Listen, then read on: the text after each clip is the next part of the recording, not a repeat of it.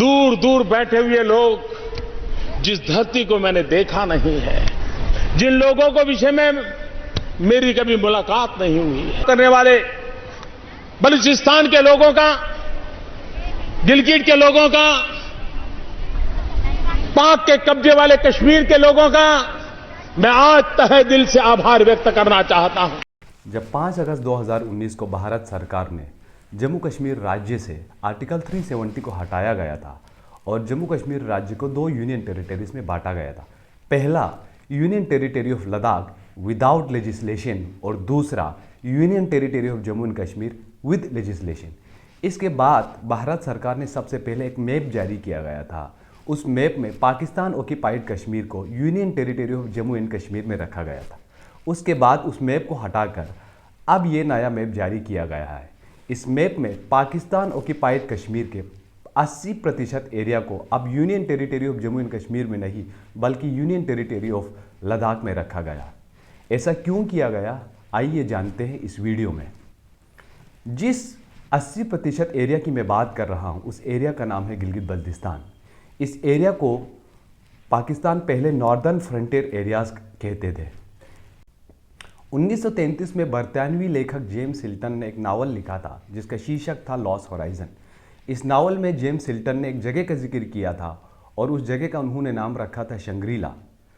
James Hilton अपनी किताब में शंग्रीला को कुछ इस तरह से बयां करता है, a beautiful harmonious valley, people who live in Shangrila are almost immortal, living 100 of years beyond normal life span. बहुत लोगों को यह लगता था कि जेम्स हिल्टन किसी काल्पनिक जगह की बात कर रहे हैं, लेकिन ऐसा माना जाता है कि जेम्स हिल्टन सचमुच के एक वादी हुंजा वैली से इंस्पायर्ड हुए थे और ये हुंजा वैली गिलगित बल्तिस्तान में है।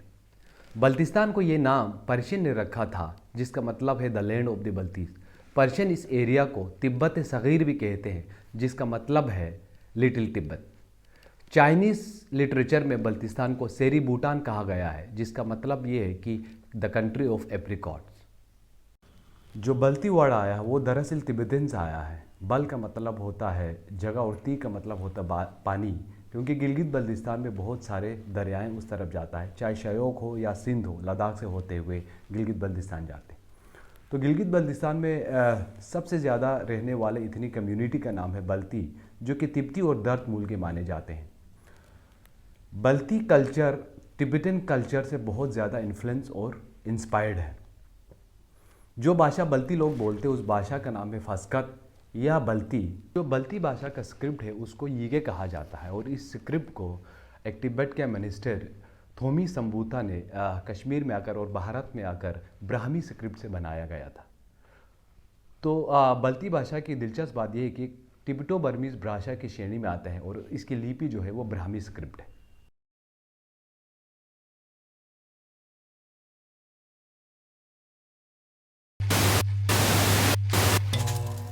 अगर हम गिलगित बल्तिस्तान की करंट स्टेटस की बात करें तो इसका पूरे एरिया का 80% एरिया को पाकिस्तान कंट्रोल करता है और 15% एरिया को चाइना कंट्रोल करता है और चाइनीज़ कंट्रोल जो गिलगित बल्तिस्तान है उसको शक्सगम वैली कहा जाता है।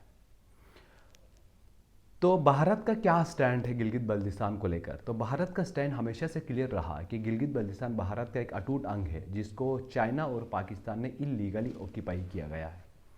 और हम जो संसद द्वारा पारित प्रस्ताव है उनसे भी बंधे हुए हैं और हमने अपने स्वयं के संकल्प से भी बंधे हुए हैं।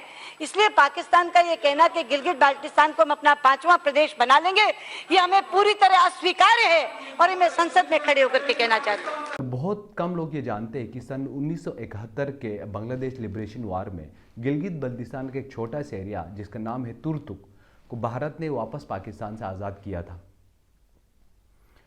जब 2018 में पाकिस्तान ने गिलगित बल्तिस्तान ऑर्डर पास किया था और इस ऑर्डर के हिसाब से गिलगित बल्तिस्तान को इस्लामिक काउंसिल ऑफ आइडियोलॉजीज़ के साथ जोड़ा गया था।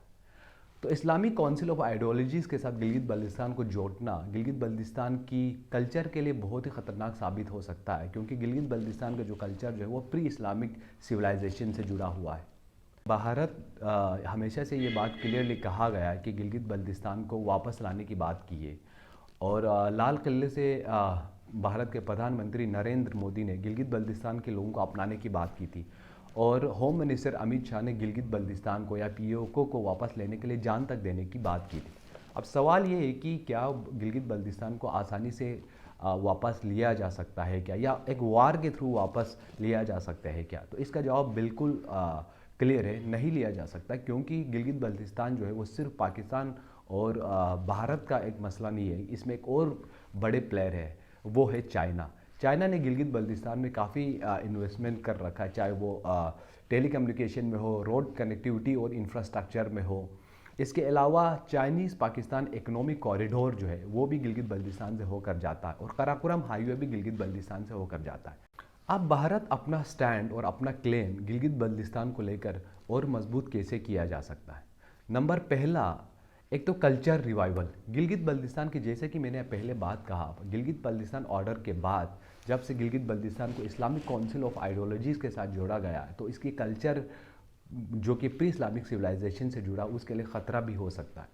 जैसे कि गिलगित बल्तिस्तान का जो लिपि रहा है बल्ती भाषा का, यीगे स्क्रिप्ट का ख़ात्मा हुआ था जब बल्तिस्तान में सूफ़ी इस्लाम का फैलना शुरू हो गया था।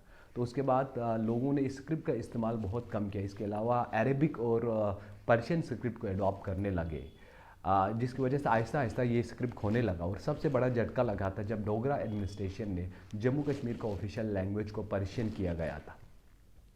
तो पहली बात तो ये किया जा सकता है कल्चरल एंड लिंग्विस्टिक रिवाइवल। तो गिलगित बल्तिस्तान के कल्चर को रिवाइव करने की ज़रूरत है। वहाँ की भाषा जो बल्ती है, जो कि एक बहुत ही प्राचीन तिब्बती भाषाओं में से एक है, इसको इंक्लूड करने की ज़रूरत है 8th schedule of Indian constitution में, क्योंकि Gilgit Baltistan union territory of Ladakh का एक बहुत बड़ा हिस्सा भी है, और ये हमारे देश के लिए बहुत ही स्ट्रैटेजिकली इम्पॉर्टेंट एरिया भी है। तो इसलिए ये इम्पॉर्टेंट है कि बल्ती भाषा को 8th schedule of Indian constitution में इंक्लूड किया जाए, क्योंकि बल्ती स्पीकिंग जो पॉपुलेशन है union territory of Ladakh and Gilgit Baltistan में, वो लगभग 13 लाख है। दूसरा, अगर हम तिब्बती जितनी भी भाषाओं की बात करें, तो बल्ती वाहिद ऐसा भाषा है जिसमें अभी भी इसकी फोनेटिक्स कहे या स्टैंडर्ड टिबेटन की जो फोनेटिक्स अभी भी क्लियर है, जो कि किसी दूसरे तिब्बती भाषाओं में नहीं है। जैसे कि ये रिसर्च पेपर अगर हम देखा जाए तो इसमें कुछ 5 वर्ड्स आप देख सकते हैं। इसमें लद्दाखी हुआ, तिब्बतन हुआ और बल्ती हुआ। अब ये लोग कैसे प्रोनाउंस करते हैं आप इसमें क्लियरली देख सकते हैं कि बल्ती जो वर्ड जिस तरह से प्रोनाउंस करता है, जैसे कि चावल को बल्ती लोग ब्रश बोलते हैं, उसको क्लियरली टिबेटन स्क्रिप्ट है, यीगे स्क्रिप्ट में इसको क्लियरली लिखा जा सकता है। जबकि बाकी तिब्बती दूसरे भाषाओं के साथ ऐसा नहीं है, क्योंकि टिबेटन डस और लद्दाखी डस करके प्रोनाउंस करता है। इसके अलावा जैसे कि नाइफ को बल्ती लोग प्रोनाउंस करते हैं ग्री करके, जिसका प्रॉपर लेटर है, लेकिन इस वर्ड को दूसरे तिब्बती भाषाओं में टी करके प्रोनाउंस करते हैं, जिसका कोई अल्फ़ाबेट नहीं है। तो सबसे पहली बात तो ये है कि बल्ती भाषा को रिवाइव करना इतना इम्पॉर्टेंट है डिप्लोमेटिकली भी और कल्चर और लिंग्विस्टिकली। अगर बल्ती भाषा के स्क्रिप्ट को रिवाइव कर पाता है और इसको 8th schedule of Indian constitution में इंक्लूड कर पाता है, तो बाकी तमाम जो ट्रांस हिमालयन तिब्बती भाषाएं हैं उनकी भी मजबूती हो सकता है, क्योंकि बल्ती वाहिद ऐसा भाषा है जिसके लिए जो टिबेटन स्क्रिप्ट लगभग 90% एप्लीकेबल है। बात यह है कि कल्चर की बात हमने की, अब पॉलिटिकल रिप्रेजेंटेशन की बात करते हैं। बल्ती लोगों को एक पॉलिटिकल रिप्रेजेंटेशन होना बहुत ही इंपॉर्टेंट है, क्योंकि बल्तिस्तान जो है एरिया भी बड़ा और स्ट्रैटेजिकली हमारे देश के लिए बहुत ही इंपॉर्टेंट है। अगर बल्ती पॉलिटिकल रिप्रेजेंटेशन होंगे तो जो बल्ती लोगों के एस्पिरेशन है, उनके साथ होने वाले जो अट्रॉसिटीज़ को एक इंटरनेशनल कम्युनिटी तक पहुंचाया जा सकता है। तो सबसे पहले भारत को लद्दाख ऑटोनोमस हिल डेवलपमेंट काउंसिल में बल्तियों के लिए एक सीट रिजर्व होना चाहिए। जैसे कि मैंने पहले बात कहा, बल्तिस्तान का एक एरिया है तुर्तुक, वो 71 के बाद हिंदुस्तान में आया है, तो लिहाजा यहाँ से एक सीट जो है लेह डिस्ट्रिक्ट के LHDC में रिजर्व होना चाहिए, जो कि बल्ती एस्पिरेशन को और रिप्रेजेंट कर लेंगे। और दूसरा, लोकसभा और राज्यसभा में भी एक सीटें कम से कम होना चाहिए गिलगित बल्तिस्तान को लेकर। इससे पहले जम्मू कश्मीर में असेंबली में लगभग 4 सीटें रिजर्व थी, जिसमें से एक गिलगित बल्तिस्तान के लिए रिजर्व था। तीसरी बात, जो रिपब्लिक डे पे जो कल्चरल एग्जीबिशन होता, उसमें यूनियन टेरिटरी ऑफ लद्दाख में टैब्लू में बल्तियों का एक कल्चरल एस्पेक्ट की भी एग्जीबिशन होना चाहिए। चौथी बात, जो एरिया वापस पाकिस्तान से लिया गया है, तुर्तुक एरिया, गवर्नमेंट को वहाँ के लैंग्वेज और वहाँ को कल्चर को रिवाइव करने के लिए अलग अलग स्कीमें लाया जा सकता है। पांचवी बात, गिलगित बल्तिस्तान के लोगों को भारत में वीज़ा फ्री कर देना चाहिए, क्योंकि ये तो हमारे अपने ही देश के हैं और अपने देश का ही हिस्सा है, तो वीज़ा का कोई लॉजिक नहीं बनता। और यहाँ के स्टूडेंट के लिए इंडियन यूनिवर्सिटीज़ में स्कॉलरशिप स्कीम्स होने चाहिए। तो ये कुछ चीज़ें किया जा सकता है भारत की तरफ से, जिससे गिलगित बल्तिस्तान को लेकर अपनी क्लेम भी मजबूत होंगे और इंटरनेशनल कम्युनिटी में भी ये मैसेज जाएगा कि भारत ने किस तरह से गिलगित बल्तिस्तान की जो कल्चर को अपनाया है, लोगों को अपनाया है और अपने संविधान में उनकी भाषाओं को एक जगह दी है।